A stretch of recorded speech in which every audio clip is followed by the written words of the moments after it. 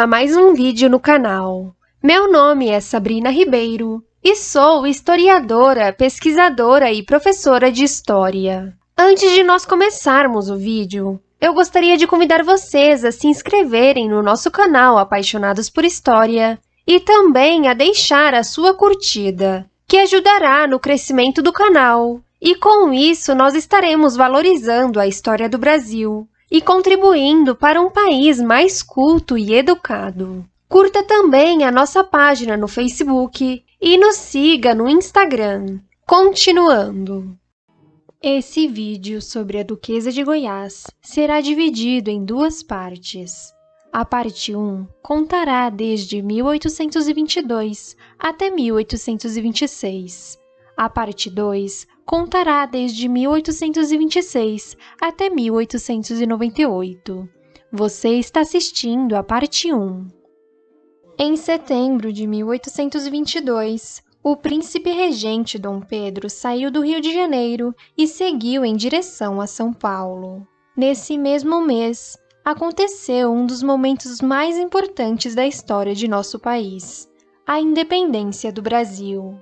Foi nessa viagem política a São Paulo que o jovem príncipe conheceu a senhora Domitila de Castro Canto e Melo. Ela era filha do militar João de Castro Canto e Melo e de Dona Escolástica Bonifácia de Oliveira Toledo Ribas, ambos descendentes de famílias da elite paulista. Domitila de Castro, nessa altura, contava com 25 anos e já tinha dado à luz a 3 filhos, frutos de seu primeiro casamento que não tinha dado certo. Ela estava aguardando o processo de divórcio quando conheceu o então príncipe regente Dom Pedro de Alcântara, que no dia 7 de setembro de 1822 proclamou a independência do Brasil e tornou-se o imperador Dom Pedro I.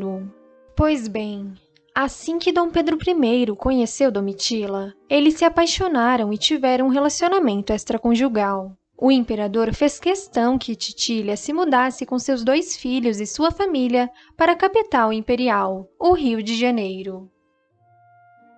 A filha mais velha de Domitila nessa época chamava-se Francisca e contava com 9 anos de idade. O segundo filho chamava-se Felício e contava com 6 anos, e o caçula chamava-se João, mas havia falecido em 1818. Vale lembrar que o monarca, em 1822, já estava casado com a princesa Leopoldina de Habsburgo-Lorena desde 1817 e contavam com 4 filhos juntos. A mais velha era a princesa Maria da Glória, que contava com 3 anos. O segundo era o príncipe João Carlos, que havia nascido em 1821 e falecido naquele mesmo ano de 1822. A terceira era a princesa Januária, que havia nascido em março de 1822, e a quarta era a princesa Paula Mariana, que estava no ventre de sua mãe, a imperatriz Leopoldina. Logo, Dom Pedro I pediu que sua amante se mudasse para o Rio de Janeiro, e ela descobriu que estava grávida. Entretanto, a criança não sobreviveu. Alguns historiadores dizem que Domitila sofreu um aborto, e outros acreditam que a criança nasceu morta. Seja como for, a morte do primeiro filho de Dom Pedro I com Domitila de Castro não esfriou o relacionamento do casal. E em meados de agosto de 1823, Domitila engravidou novamente.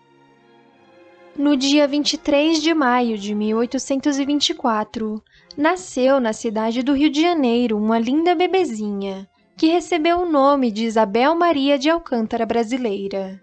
Entretanto, Dom Pedro I não poderia assumir a paternidade da menina publicamente, pois isso seria um escândalo perante a sociedade e a corte da época. Domitila também não poderia revelar que era mãe da recém-nascida, pois seria algo considerado imoral para a sociedade, tendo em vista que Titília estava divorciada. Dessa forma, o imperador e sua amante decidiram criar uma história para tentar disfarçar o nascimento da filha bastarda. Junto aos pais de Domitila, que estavam morando no Rio de Janeiro, eles inventaram uma mentira. O coronel João de Castro e sua esposa, Dona Escolástica, disseram às pessoas da corte que alguém havia abandonado na porta de sua casa uma linda bebezinha, a qual o imperador, comovido com a situação, decidiu adotar a pobrezinha. Por mais que a família Castro contasse essa mentira, todos sabiam que Domitila e Dom Pedro I tinham um caso. Até mesmo a imperatriz Leopoldina sabia das infidelidades de seu marido.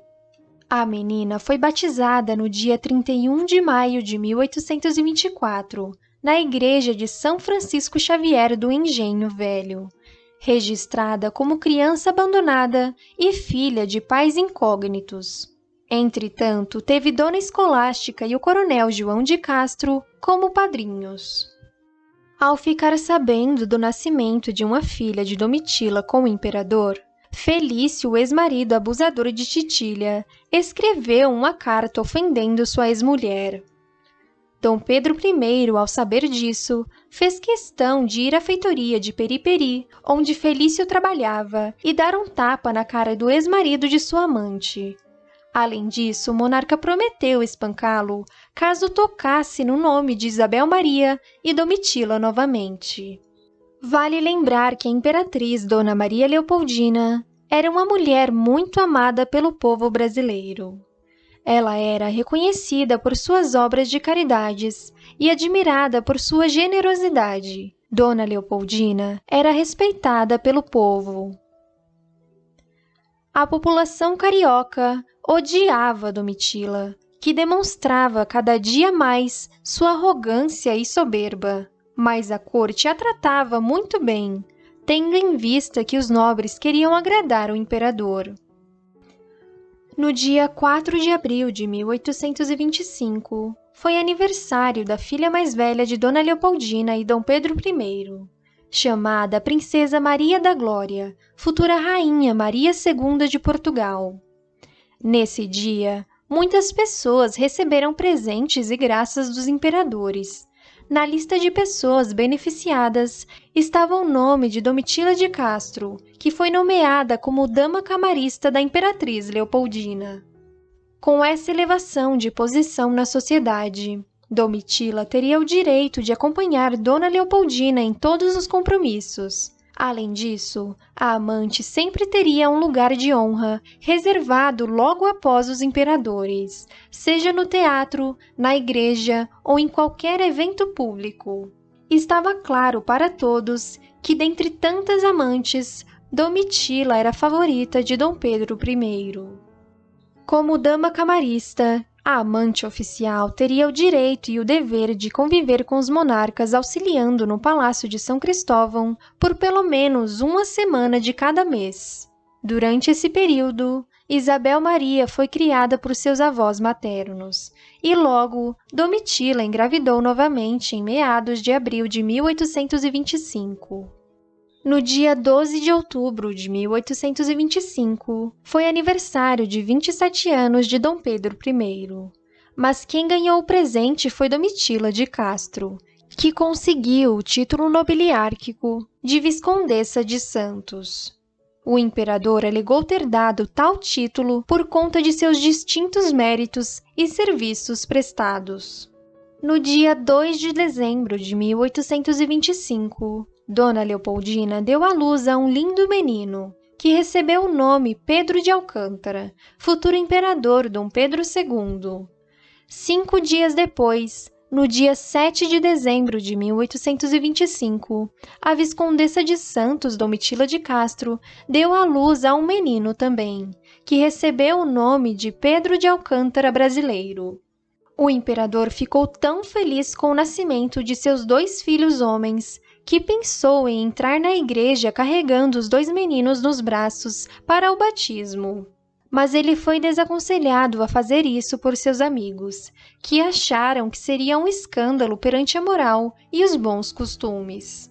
Se você chegou até aqui, não se esqueça de curtir o vídeo e se inscrever no canal. Pedro Brasileiro, o filho bastardo de Domitila com o imperador, acabou sendo batizado na igreja de São Francisco Xavier do Engenho Velho, como criança abandonada e filho de pais incógnitos. Entretanto, Dom Pedro I jurou intitular o menino bastardo como o primeiro e único Duque de São Paulo. Em fevereiro de 1826, a família imperial composta por Dom Pedro I, Dona Leopoldina e a princesa Maria da Glória partiram para uma viagem política ao nordeste do Brasil. Como era de se esperar, e para escândalo da população, a amante foi junto. As princesas Januária, Paula Mariana, Francisca e Pedrinho ficaram no Palácio de São Cristóvão. Se você quiser saber mais sobre esse episódio, então assista ao vídeo A Viagem da Família Imperial à Bahia, 1826. Durante toda a viagem, Dom Pedro I fazia questão de saber tudo o que acontecia com seus filhos. Ele era um pai muito preocupado e deixou seus filhos sob os cuidados de pessoas de sua confiança. Isabel Maria e seu irmão recém-nascido ficaram sob tutela de seus avós maternos, mas infelizmente seu irmãozinho Pedro de Alcântara brasileiro acabou falecendo. Dom Pedro I e Domitila foram avisados através de uma carta enviada por Dona Escolástica sobre a morte precoce do menino, falecido no dia 13 de março de 1826. A família voltou para a capital imperial no dia 1º de abril de 1826. Nas cartas trocadas entre os amantes, Dom Pedro I chamava Isabel Maria de Belinha, ou Nossa Belinha. Ele demonstrava muito carinho e preocupação com a menina.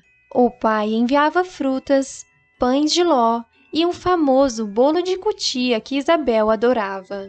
Quando a garota adoecia, ele era o primeiro a procurar receitas e enviar remédios.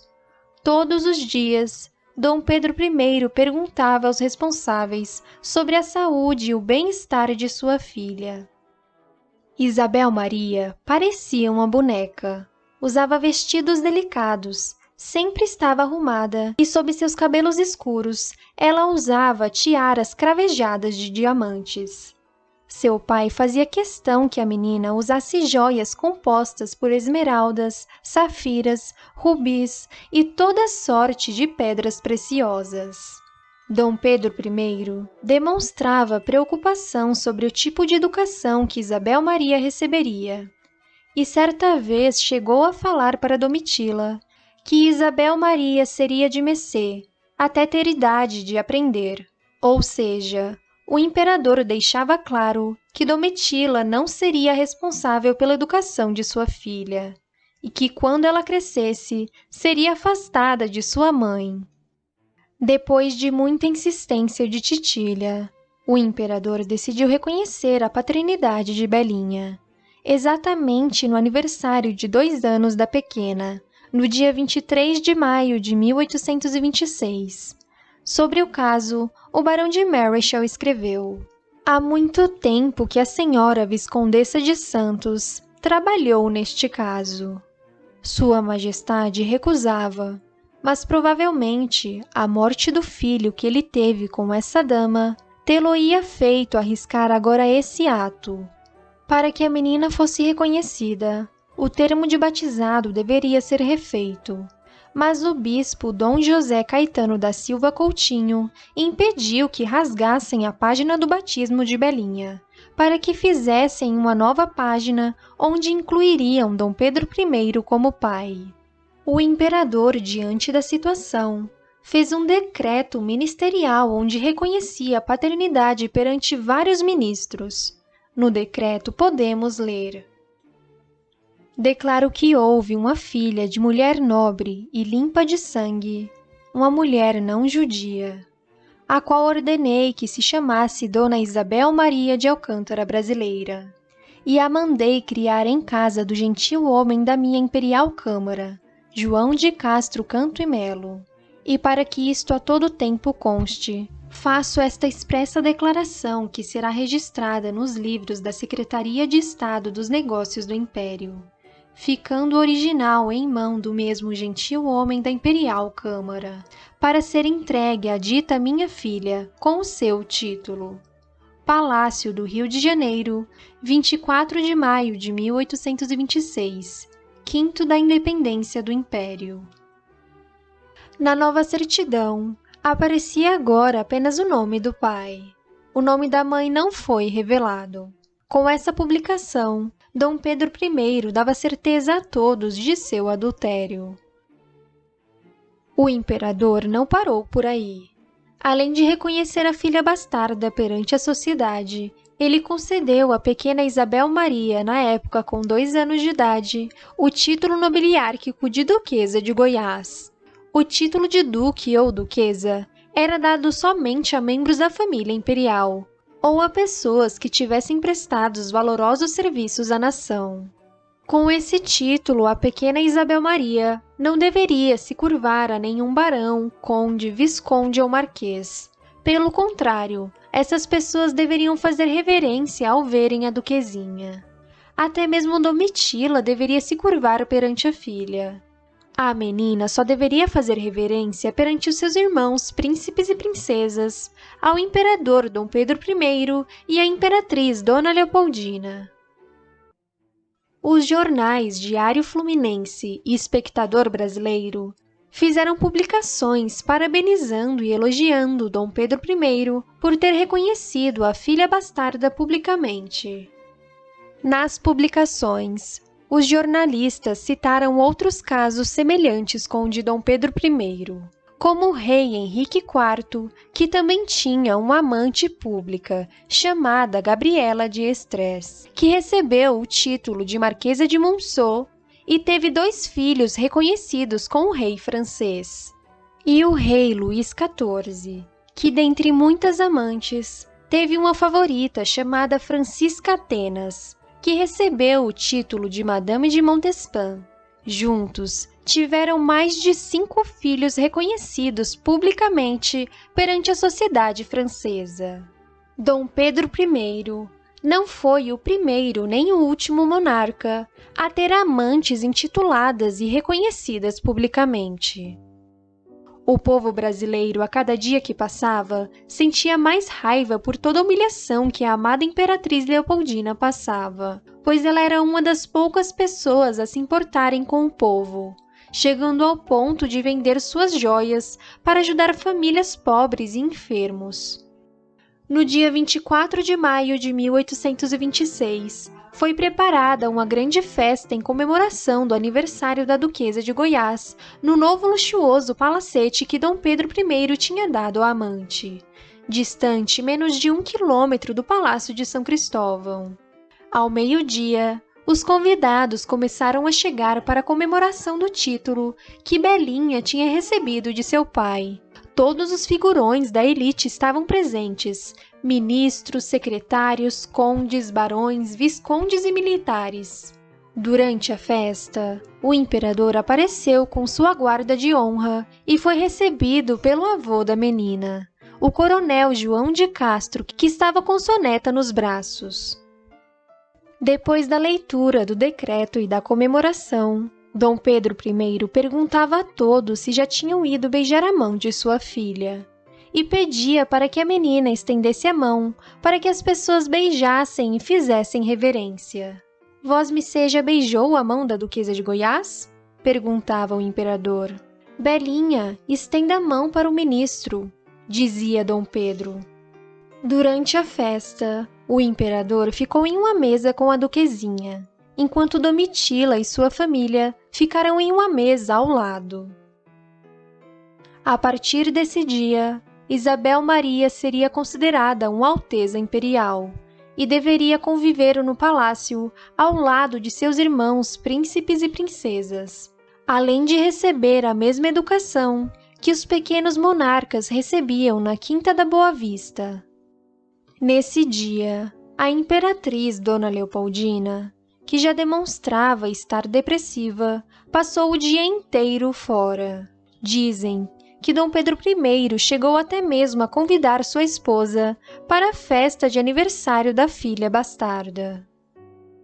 No dia 29 de maio de 1826, a Duquesa de Goiás foi levada ao Palácio de São Cristóvão e apresentada formalmente pelo coronel João de Castro à Imperatriz Leopoldina. Dizem que Dona Leopoldina beijou a duquesinha e disse emocionada: "Tu não tens culpa, tu não tens culpa." Segundo o diplomata espanhol de Lavache Ricón, Dona Leopoldina manteve sua compostura perante a situação, mas depois se trancou em seu quarto e passou a noite inteira chorando. Mesmo depois de tantas humilhações, a imperatriz do Brasil continuou a tratar Domitila de forma amigável, o que deixava todas as pessoas assustadas com a frieza e paciência da monarca. Nesse mesmo ano, o imperador Dom Pedro I ordenou que construíssem um navio de guerra chamado Duquesa de Goiás, em homenagem à sua filha preferida. O reconhecimento de Isabel como filha e os títulos que a amante e sua família recebiam eram motivo de grande tristeza para a imperatriz, que a cada dia se sentia mais sozinha, humilhada e abandonada por seu marido. A família imperial convivia com a família da amante como se fosse a situação mais natural do mundo. O barão de Marischal, embaixador austríaco no Brasil, deixou registrado sobre a situação. A 29 de junho de 1826, festejou-se Dom Pedro em casa do veador da imperatriz. Dom Pedro, Dona Leopoldina, as jovens princesas lá passaram um dia em companhia da Viscondessa de Santos Domitila de Castro, da Duquesa de Goiás, sua mãe, seu avô e todo o resto da família materna. A despeito dessa estranha mistura, o dia passou tão alegre e tão tranquilamente como se a poligamia estivesse legalmente estabelecida no país. Dom Pedro I passava mais tempo no palacete de sua amante do que no Palácio de São Cristóvão. Ele fazia passeios em carruagem ao lado de sua querida filha Duquesa de Goiás, que também era muito apegada ao seu pai.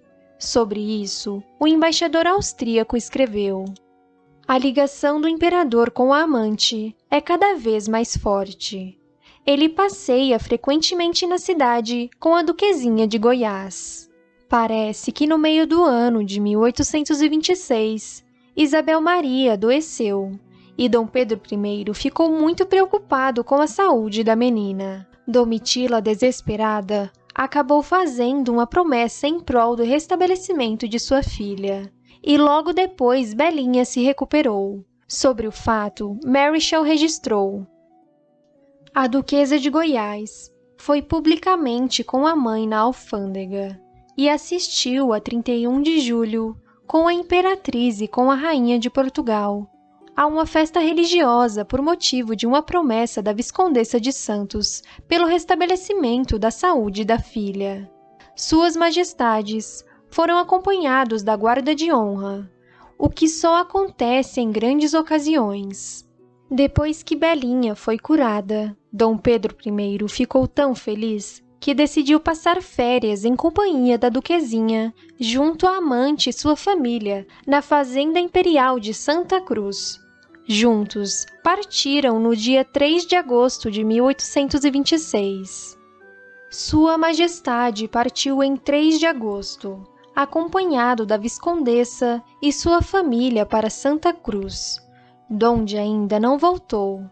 Nem a Sua Majestade a Imperatriz, nem camareiros, ministros ou secretários tiveram autorização para os acompanhar. Todos os negócios parados porque ninguém pode decidir as menores coisas sem ser por ordem sua. Tal ausência no momento mostra o quão longe vai o poder da amante.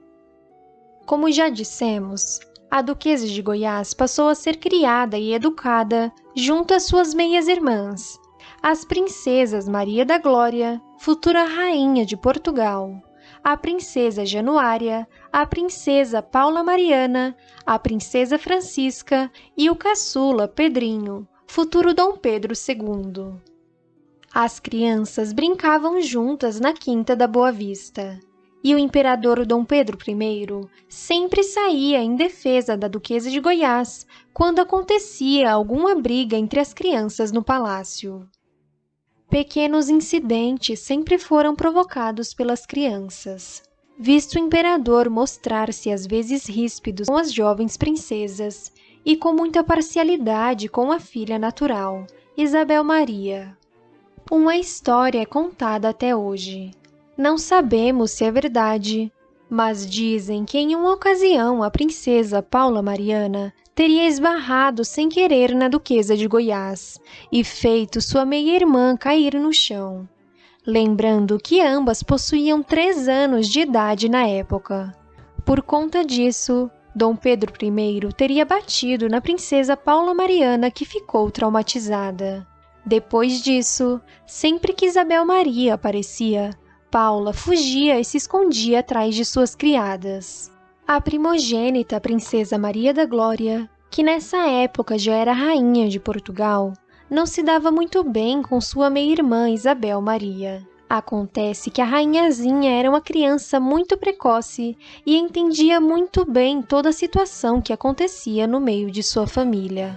Ela sabia o quanto a presença da amante de seu pai e da Duquesa de Goiás faziam mal à sua mãe, que já não se encontrava nada bem de saúde psicológica. A viajante Maria Graham relatou que a Duquesa de Goiás era a causa de grande agravo à imperatriz e ocasionou a explosão de mau humor de Dona Maria da Glória, agora rainha de Portugal, quando alguns anos depois essa meninazinha foi apresentada no palácio. O imperador determinou que ela deveria jantar com Dona Maria da Glória. A princesa recusou-se a sentar-se à mesa com a que ela chamava de a bastarda. O imperador insistiu e ameaçou dar em Dona Maria uma bofetada, ao que se voltou ela orgulhosamente para ele e disse: "Uma bofetada com efeito. Nunca se ouviu dizer que uma rainha, por direito próprio, fosse tratada com uma bofetada." A princesa Maria da Glória ignorava e evitava contato com sua meia-irmã. Na época, a rainha tinha 7 anos e a duquesa 3. Segundo Julius Mansfeld, o imperador tomou o assunto para si e provou à sua filha, muitas vezes com a mão levantada, que toda posição tinha seu valor e que não procurava o mérito no nascimento. A imperatriz Leopoldina recebia a Duquesa de Goiás e a amante de seu marido de forma amigável no palácio. Quando a menina ia fazer reverência e cumprimentar a monarca, Dona Leopoldina dava-lhe um beijo na face e a chamava carinhosamente de minha filha. Assim que a duquesinha e Domitila se retiravam, Dona Leopoldina dizia às pessoas que estavam ao seu redor: "Tudo posso sofrer, e tenho sofrido, menos ver essa menina a par de meus filhos, e estremeço de raiva quando a vejo. É o maior dos sacrifícios recebê-la." A família Castro estava totalmente infiltrada no Palácio de São Cristóvão e fazia grande influência na vida de Dom Pedro I. O monarca tinha muita consideração pelos pais e irmãos de Domitila, que receberam muitos bens e títulos do imperador. No dia 12 de outubro de 1826, foi aniversário de Dom Pedro I, mas quem ganhou novamente o presente foi Domitila, sendo elevada a Marquesa de Santos. O imperador justificava o título dado à amante por conta dos serviços prestados por Domitila referentes à criação da Duquesa de Goiás. A humilhação era imensa para Dona Leopoldina, que nesse período já sofria com crises de ansiedade e depressão. De fato, a pequena Isabel Maria era uma criança muito amável, educada e carinhosa. Como a própria Dona Leopoldina afirmava, a criança não tinha culpa do erro dos pais. O coronel João de Castro também foi elevado a visconde por Dom Pedro I em outubro de 1826, mas não deu tempo do pai de Domitila usufruir de sua nova posição social, pois alguns dias depois, o Visconde de Castro acabou sofrendo um acidente vascular cerebral. Dom Pedro I ficou tão abalado com a doença do pai de sua amante que se esqueceu totalmente de sua esposa e de seus filhos, passando um mês inteiro na casa da amante, cuidando do, entre aspas, sogro. Nessa época, Domitila acabou engravidando novamente. Dom Pedro I e Dona Leopoldina acabaram discutindo por causa da ausência do monarca em casa. A imperatriz ameaçou partir para a Áustria de volta à sua terra natal, mas o imperador se ajoelhou e, chorando, abraçando as pernas da esposa, pediu desculpas. Por fim, o Visconde de Castro acabou falecendo no dia 2 de novembro de 1826. Com isso, Belinha perdeu seu avô, que a amava tanto. Nessa altura, Dona Leopoldina, que também estava grávida, mas em um estado de depressão profunda, acabou sofrendo um aborto por conta de uma infecção uterina ou puerperal, provavelmente pela falta de asepsia dos médicos, que ainda não tinham o conhecimento sobre a importância de lavar as mãos antes de fazer um exame de toque. A imperatriz, que sofria dos nervos, em um momento de delírio, começou a acusar a Marquesa de Santos e os médicos de envenenamento e pedia que afastassem a Duquesa de Goiás do palácio e da presença de seus filhos. A imperatriz acabou falecendo no dia 11 de dezembro de 1826, aos 29 anos de idade. Dom Pedro I não estava no Rio de Janeiro. Ele havia partido para o sul do Brasil para resolver a questão da província cisplatina, e lá ficou sabendo da morte de sua fiel esposa. Se você quiser saber mais detalhes, então assista ao vídeo O Maior Funeral do Brasil, a morte da Imperatriz Leopoldina. Com a morte de Dona Leopoldina, a Marquesa de Santos pensou que Dom Pedro I iria se casar com ela, e que ela poderia ser a nova imperatriz do Brasil. Mas isso não aconteceu, pois após a morte de Dona Leopoldina, o relacionamento entre Dom Pedro I e a Marquesa de Santos começou a esfriar. No dia 23 de maio de 1827, foi realizada uma grande festa em comemoração do aniversário de 3 anos da Duquesa de Goiás. Durante a festa, Dom Pedro I parecia aéreo, distante e triste. Em dado momento da festa, o imperador sumiu, e a Marquesa de Santos começou a procurá-lo por todos os cômodos do Palácio de São Cristóvão. Encontrou o imperador em um salão, abraçando um retrato de Dona Leopoldina e chorando muito. Os diplomatas precisavam encontrar uma noiva para Dom Pedro I, pois não era bem visto que o imperador ficasse sozinho por muito tempo. Para isso, era necessário que Dom Pedro terminasse o relacionamento com a Marquesa de Santos. Mas como ela estava grávida, o imperador temia pela saúde da criança e de sua amante, e se recusou a mandar Domitila para São Paulo grávida no 7º mês de gestação. Quanto à Duquesa de Goiás, o imperador afirmava que não viveria sem sua filhinha. Dessa forma, Dom Pedro I terminou o relacionamento com Domitila pela primeira vez no dia 21 de junho de 1827, mas deixou que a amante continuasse morando no Rio de Janeiro até o nascimento da criança. A Marquesa de Santos deu à luz a sua 4ª filha com Dom Pedro I no dia 13 de agosto de 1827. A criança foi batizada como Maria Isabel de Alcântara Brasileira, nome semelhante ao de sua irmã. Dom Pedro I prometeu intitular a menina como Duquesa do Ceará. Nesse meio tempo, Domitila de Castro descobriu que Dom Pedro I estava tendo um caso amoroso com sua irmã, chamada Maria Benedita de Castro. Dizem que a marquesa ficou tão furiosa que planejou um atentado contra a vida de sua irmã mais velha. Após ficar sabendo da tentativa de assassinato contra Maria Benedita, ocorrido no dia 22 de agosto de 1827, Dom Pedro I ficou furioso e acreditou que Domitila era a mandante do crime. Se você chegou até aqui, não se esqueça de curtir o vídeo e se inscrever no canal. Ordenou então que ela e alguns de seus irmãos que também estavam envolvidos embarcassem para a Europa. O imperador retirou imediatamente a duquesa de Goiás e a recém-nascida Maria Isabel dos cuidados de sua mãe. As meninas foram morar com Dom Pedro I no Paço de São Cristóvão, ao lado de seus irmãos príncipes e princesas. Não sabemos como, mas no final Dom Pedro acabou acreditando na inocência de sua amante e voltaram seu relacionamento, mas dessa vez de uma forma disfarçada, pois o povo odiava Domitila e a culpavam pela morte da amada imperatriz Leopoldina. Os amantes fingiam que não estavam mais juntos e que tinham terminado o relacionamento, mas se encontravam às escondidas à noite. Tudo isso para que os diplomatas europeus acreditassem que o imperador tinha mudado.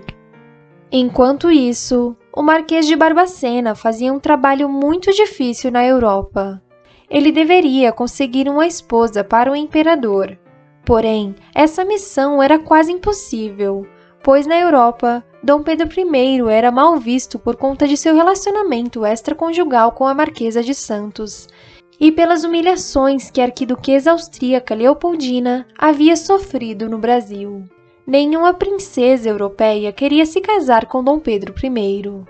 Se você quiser saber mais sobre essa história, então assista ao vídeo. Dom Pedro I foi rejeitado por princesas europeias? No dia 12 de outubro de 1827, foi aniversário de Dom Pedro I, e o imperador concedeu títulos e graças a 4 irmãos e mais 30 parentes de Domitila. Estava claro para todos que o relacionamento entre os amantes não tinha terminado. No dia 25 de outubro de 1827, a caçula Maria Isabel acabou falecendo aos 2 meses de vida, vítima de meningite. Dom Pedro I e Domitila ficaram muito tristes. O Marquês de Barbacena exigiu que a Marquesa de Santos saísse da capital, pois só assim poderia garantir aos reinos europeus que o relacionamento entre Dom Pedro I e a amante tinha terminado. Domitila de Castro resistiu por muito tempo e disse que jamais voltaria para São Paulo.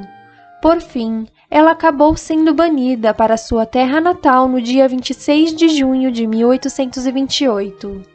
Dom Pedro I não autorizou que a Marquesa de Santos levasse a Duquesa de Goiás consigo, e Isabel Maria ficou morando no Palácio de São Cristóvão, ao lado de seus irmãos. Em julho, a Marquesa já dava sinais de que não aguentava mais ficar em São Paulo. Lembrando que nessa época, a cidade era apenas uma província pacata, com ruas de terra e rodeada por chácaras.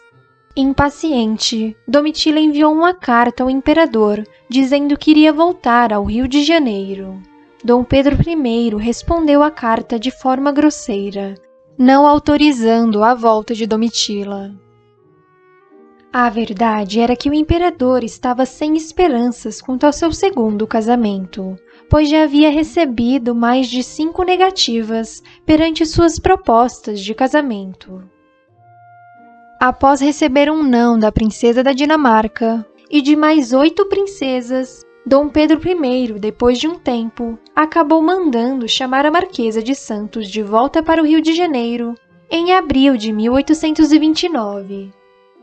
Sobre a situação, o melhor amigo do imperador escreveu: "O contratempo com a Dinamarca excitou novamente o nosso amo a paixão nunca sufocada pela Marquesa, e já a mandou buscar." No dia 23 de maio de 1829, foi aniversário da pequena Duquesa de Goiás. Nesse mesmo dia, às 3 horas da tarde, uma imponente carruagem com o brasão da Marquesa de Santos entrou pelos portões da Quinta da Boa Vista.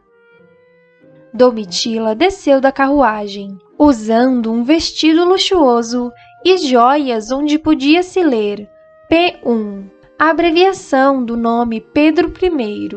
Além disso, a favorita usava um colar de diamantes com o retrato de Dom Pedro I. Ela foi saudada por todos e os guardas lhe prestavam continências, como se a Marquesa de Santos fosse a real imperatriz do Brasil. O imperador recebeu sua amante oficial, vestido em uma farda de gala com todas as condecorações. À noite foi oferecido um grande banquete para mais de 50 pessoas. Em seguida, um grande baile aconteceu. Durante a festa de gala, todos os nobres e cortesãos comentavam: "A Marquesa voltou, a favorita está de volta." E Domitila sentia-se em seu auge no império. A alegria da Marquesa de Santos durou pouco, pois no dia 30 de maio de 1829 foi confirmado o casamento entre Sua Alteza Imperial, o Imperador, e a princesa bávara Amélia de Leuchtenberg. Depois de quase 3 anos de procura, finalmente os diplomatas conseguiram achar uma esposa para Dom Pedro I. A princesa Amélia era neta adotiva de Napoleão Bonaparte e contava com 17 anos na altura do casamento. Ela era 15 anos mais jovem que Domitila. Dom Pedro I enviou um decreto pedindo que a Marquesa de Santos saísse o quanto antes do Brasil, que ele concederia uma pensão vitalícia para ela e a recompensaria pelos serviços prestados. Ao ler tal decreto, Domitila ficou revoltada e disse que jamais deixaria o Brasil. O imperador respondeu dizendo que se a Marquesa não saísse o mais rápido possível, ele anularia tudo o que tinha estabelecido e a deixaria apenas com uma pensão equivalente a 1 conto de réis. Para não cair em tentação, o imperador se mudou com sua filha, Duquesa de Goiás, para um casarão localizado no Botafogo. Acontece que isso era uma despedida, pois a família da princesa Maria Amélia tinha exigido que Isabel Maria fosse afastada da corte. Vale lembrar que a princesa Amélia não sabia da existência dessa menina. Ela só descobriu que Dom Pedro I tinha filhas e filhos bastardos muitos anos depois.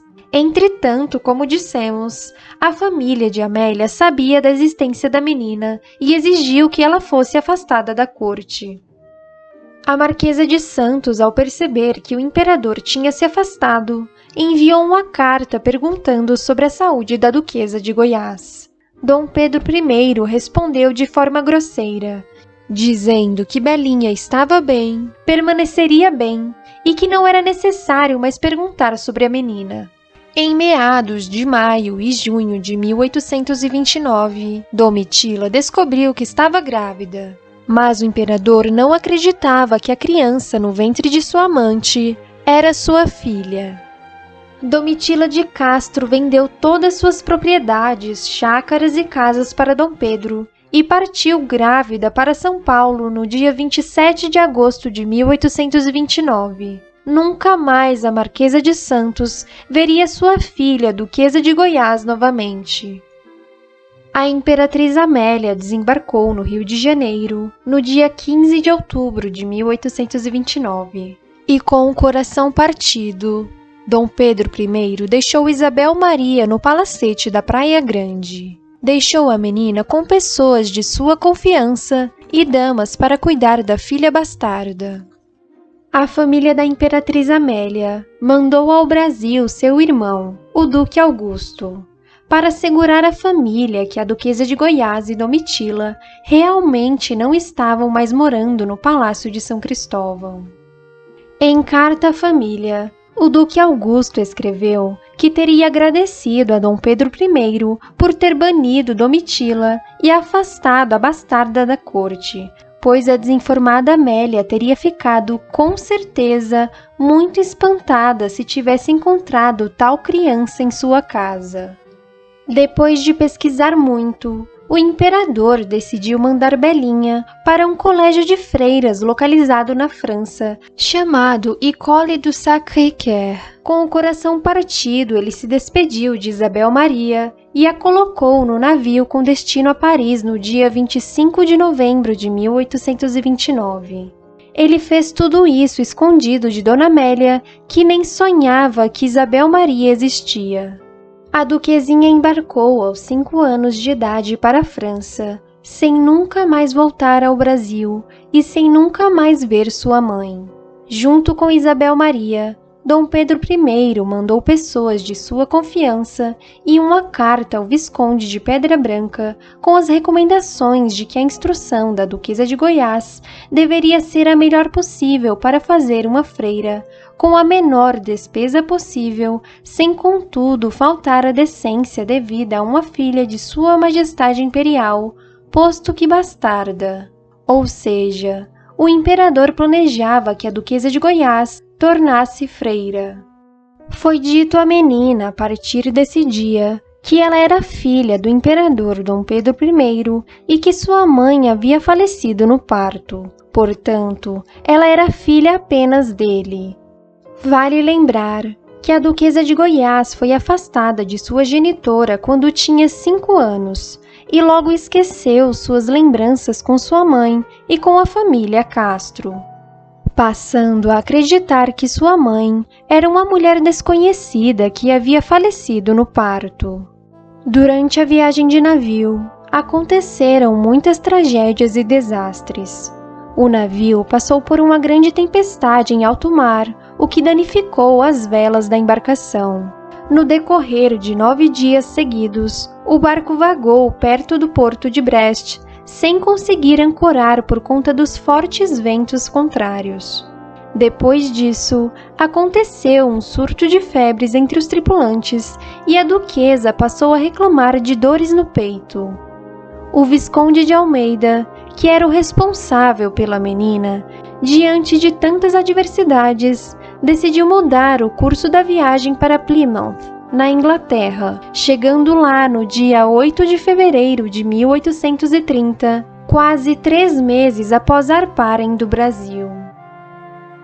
A Duquesa de Goiás foi recebida pelo Lord Northesk e depois partiu junto à sua comitiva para Londres, onde foi recebida por Melo Matos, um súdito de Dom Pedro I. Os diplomatas que apoiavam a causa da Rainha Maria II de Portugal prestaram homenagens à Duquesa de Goiás, que era meia-irmã da rainha.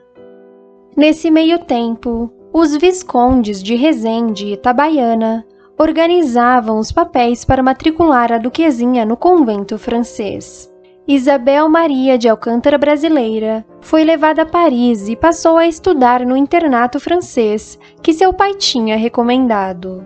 No Brasil, o imperador fazia questão de receber mensalmente boletins médicos e relatórios sobre a saúde e bem-estar da pequena duquesa. Ele continuava demonstrando muita preocupação com a educação e desenvolvimento de sua filha bastarda. As freiras que agora eram responsáveis por Belinha enviavam cartas ao imperador afirmando que a menina era muito educada e dócil. Diziam que ela ia muito bem em todas as disciplinas. Já havia aprendido a ler, escrever e falar francês fluentemente. Decorava histórias com facilidade e fazia lindos trabalhos com agulha, mas apresentava dificuldades no piano. Além disso, a menina mudava de humor quando era obrigada a estudar, mas mesmo assim era gentil e amorosa com todos. Dom Pedro I sentia muitas saudades de Isabel Maria, mas sabia que essa era a melhor decisão com relação à educação que ela poderia receber. No convento chamado Escola do Sagrado Coração, a Duquesa de Goiás estudou ao lado de muitas princesas e nobres da elite europeia, como por exemplo a imperatriz Eugénie de Montijo, com quem desenvolveu a amizade. Em São Paulo, Domitila de Castro deu à luz no dia 28 de fevereiro de 1830 a uma menina chamada Maria Isabel de Alcântara Bourbon II. De início, Dom Pedro I não quis assumir a criança, pois tinha fortes desconfianças que a menina não era sua filha. Como o imperador não quis assumir a paternidade, a marquesa teve que adotar um outro sobrenome para a filha bastarda. Depois de um tempo, Dom Pedro I acabou se convencendo que sua última filha com Domitila era realmente dele e garantiu à marquesa que a menina seria educada na Europa ao lado de sua irmã.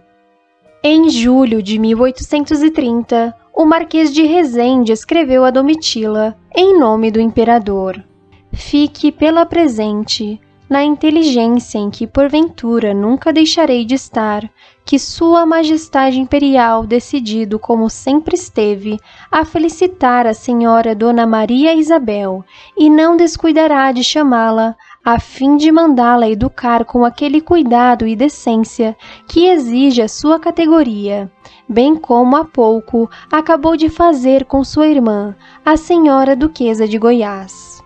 Não demorou muito, e em abril de 1831, Dom Pedro I abdicou do trono brasileiro e partiu para a Europa junto à Imperatriz Amélia e à Rainha Maria II, tendo que deixar no Brasil as princesas Januária, Paula Mariana, Francisca e o príncipe Pedro de Alcântara, que agora era o novo imperador do Brasil.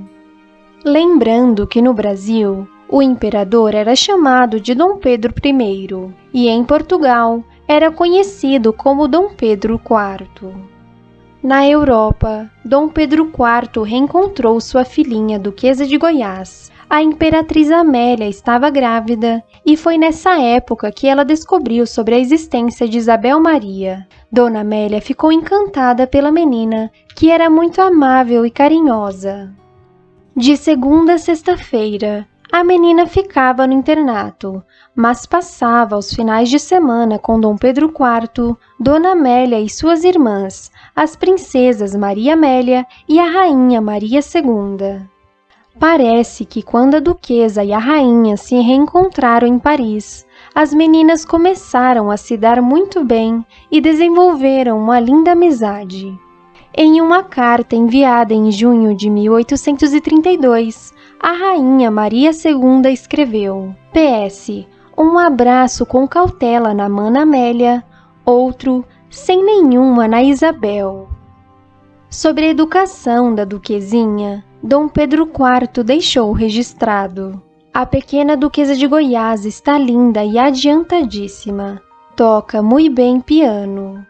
Em 25 de janeiro de 1832, Dom Pedro IV seguiu a Portugal por razão da Guerra Civil Portuguesa, deixando Dona Amélia, a princesa Maria Amélia, a Rainha Maria II e a Duquesa de Goiás em segurança na França.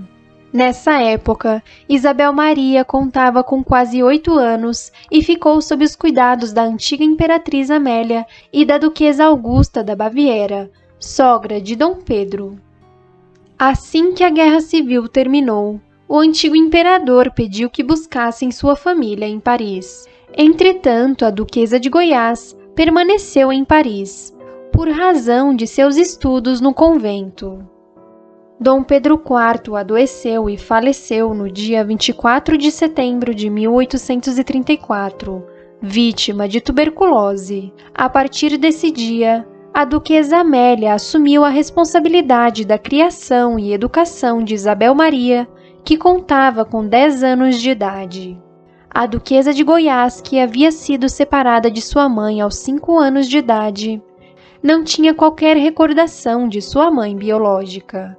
Ela considerava Dona Amélia como mãe e a Duquesa Augusta da Baviera como avó. Dona Amélia sempre afirmava que Isabel Maria era uma menina muito bonita, amorosa e educada. A Duquesa Augusta protegia Isabel Maria como se fosse sua neta. Augusta deixou registrado em seu diário, durante uma viagem a Paris em dezembro de 1831. A duquesa de Goiás é uma criança encantadora, impossível de não amar. Que pena que a rainha não seja como ela. Antes de falecer, Dom Pedro IV deixou estabelecido em seu testamento, a 17 de setembro de 1834. Deixo a metade da dita terça à minha querida filha, a senhora Dona Isabel Maria de Alcântara Brasileira, Duquesa de Goiás. Estava claro para todos que a Duquesa de Goiás era a filha preferida. Além de sempre sair em defesa da filha e mimá-la mais que os outros filhos, o imperador deixava metade da terça parte de seus bens para Isabel Maria. Dentre todos os herdeiros, ela foi uma das mais favorecidas com a herança. Ainda no testamento de Dom Pedro IV, podemos ler: recomendo a Sua Majestade Imperial a Senhora Dona Amélia Augusta Eugênia de Leuchtenberg, Duquesa de Bragança, minha querida e adorada esposa, que chame para o pé de si minha querida filha, Dona Isabel Maria de Alcântara Brasileira, Duquesa de Goiás, logo que ela tiver completado a sua educação e que durante ela lhe assista com a sua imperial proteção e amparo. E aquela menina que lhe falei, e que nasceu na cidade de São Paulo, no Império do Brasil, no dia 28 de fevereiro de 1830. E desejo que esta menina seja chamada Europa para receber igual educação que se está dando à minha sobredita filha, Duquesa de Goiás. Assim que Dom Pedro IV faleceu, Dona Amélia entrou em contato com a Marquesa de Santos, para que ela autorizasse que Maria Isabel, a última filha que havia nascido em 1830, fosse enviada à Europa para receber a mesma educação da Duquesa de Goiás.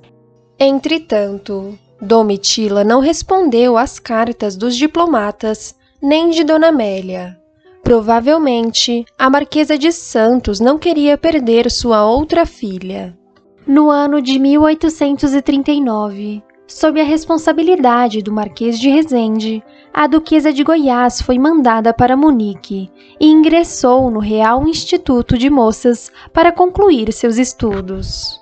Em 1841, a antiga imperatriz Amélia enviou cartas a seu enteado Dom Pedro II, falando sobre sua meia-irmã. Todos estão muito contentes com Isabel Maria no Instituto. E minha mãe, a Duquesa Augusta, escreveu que ela cresce e se embeleza todos os dias. Antes de falecer, Dom Pedro IV pediu que Dona Amélia mantivesse em segredo a real origem da Duquesa de Goiás. Eles continuavam sustentando a mentira que a mãe de Isabel Maria havia falecido no parto. Mas a verdade era que a Marquesa de Santos estava vivíssima no Brasil.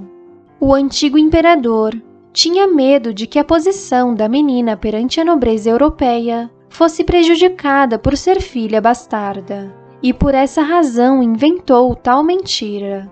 Se você chegou até aqui, não se esqueça de curtir o vídeo e se inscrever no canal. A Duquesa da Baviera e a Duquesa de Bragança perceberam ao longo dos anos que Isabel Maria não tinha vocação para ser freira. Ela era uma moça muito bonita e chamava a atenção com seus olhos amendoados e cabelos escuros. Contrariando o desejo de Dom Pedro IV, que sonhava que sua filha tornasse freira, elas acabaram autorizando a saída da menina do convento. Nessa época, Dona Amélia de Leuchtenberg começou a procurar um bom marido para sua enteada. Além de possuir uma fortuna herdada de seu pai, Isabel Maria recebeu uma grande quantia de seus irmãos, o imperador Dom Pedro II e a rainha Maria II. A madrasta, que a amava muito, preparou o enxoval do casamento.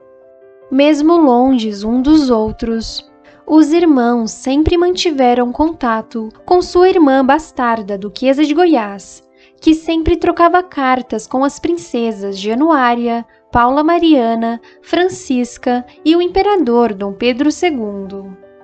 No ano de 1842, Dona Amélia enviou uma carta a Dom Pedro II, avisando que havia conseguido um ótimo casamento para a Duquesa de Goiás com um nobre alemão chamado Ernesto, segundo conde de Treuberg e barão de Holtzen.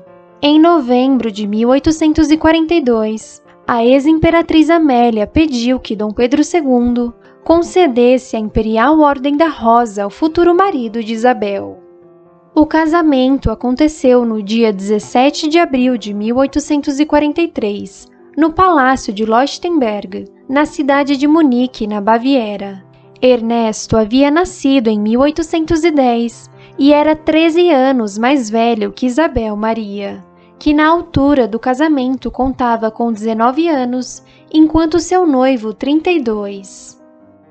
Antes do casamento se realizar, Dona Amélia de Leuchtenberg contou a Ernesto o segredo de família que Isabel Maria não poderia descobrir. O noivo jurou guardar segredo. O casamento foi feliz. A Duquesa de Goiás e o Conde de Treuberg moravam no castelo de Holtzen e tiveram 4 filhos. A Duquesa de Goiás tinha muita consideração por sua irmãzinha, a princesa Maria Amélia de Bragança, e por essa razão decidiu homenagear sua amada irmã mais nova. A primeira filha da Duquesa de Goiás nasceu em 1844 e foi batizada como Maria Amélia em homenagem à sua tia, a princesa Maria Amélia de Bragança. Isabel Maria se dava muito bem com seu irmão, o imperador Dom Pedro II. Ela chegou a dizer que se tivesse um filho homem, colocaria o nome de Pedro, em homenagem a seu irmão. Mas parece que ela acabou mudando de ideia. O segundo filho nasceu em 1845 e foi batizado como Fernando. A terceira filha nasceu em 1846 e foi batizada como Augusta, em homenagem à Duquesa Augusta da Baviera. E o quarto filho nasceu em 1855, batizado como Francisco. Enquanto tudo isso acontecia, a Marquesa de Santos, milionária, seguia sua vida em São Paulo, onde casou-se novamente e teve mais 6 filhos com um rico fazendeiro paulista chamado Rafael Tobias de Aguiar. A irmã de Isabel Maria, chamada Maria Isabel de Alcântara Bourbon II, cresceu e casou-se em 1848 com o conde de Iguaçu, chamado Pedro Caldeira Brand.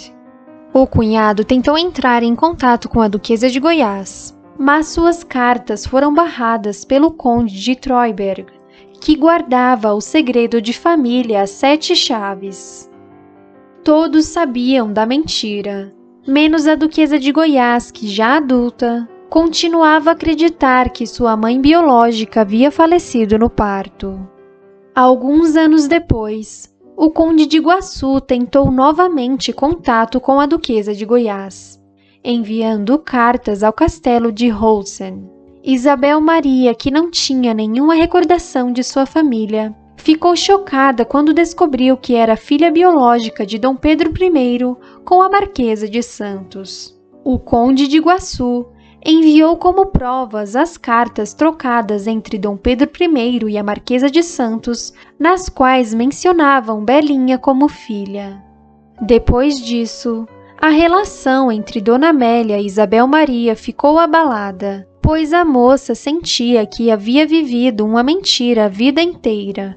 Após a descoberta, a Duquesa de Goiás seguiu sua vida e não entrou em contato com sua mãe biológica, nem Domitila entrou em contato com a filha.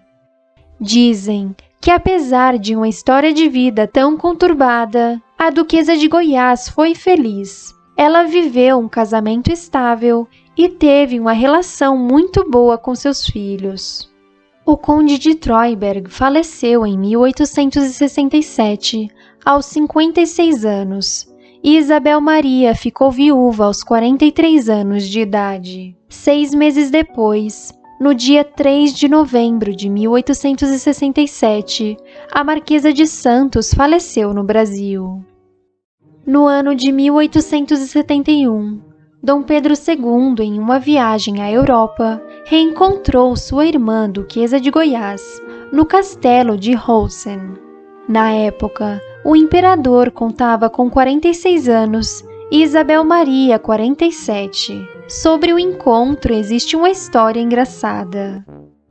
Dizem que Dom Pedro II, ao chegar no castelo de Holsen, avistou um jardineiro que podava uma macieira no pomar. O monarca apresentou-se como imperador do Brasil e disse que gostaria de visitar sua irmã, a Duquesa de Goiás, Isabel Maria. O jardineiro, assustado, entrou no castelo dizendo a todos que havia um homem doido no jardim, dizendo que era irmão da Duquesa e imperador do Brasil. Como dissemos, ela viveu uma vida feliz e luxuosa ao lado de sua família adotiva, que a amava muito. Apesar de tudo, ela manteve contato com sua amada madrasta e seus queridos irmãos até o fim de sua vida. A Duquesa de Goiás faleceu na Baviera no dia 3 de novembro de 1898, exatamente 31 anos após a morte de sua mãe. Durante o primeiro reinado, Isabel Maria era tida como uma espécie de protetora da província de Goiás. Sabemos que seus descendentes estão vivos até os dias de hoje.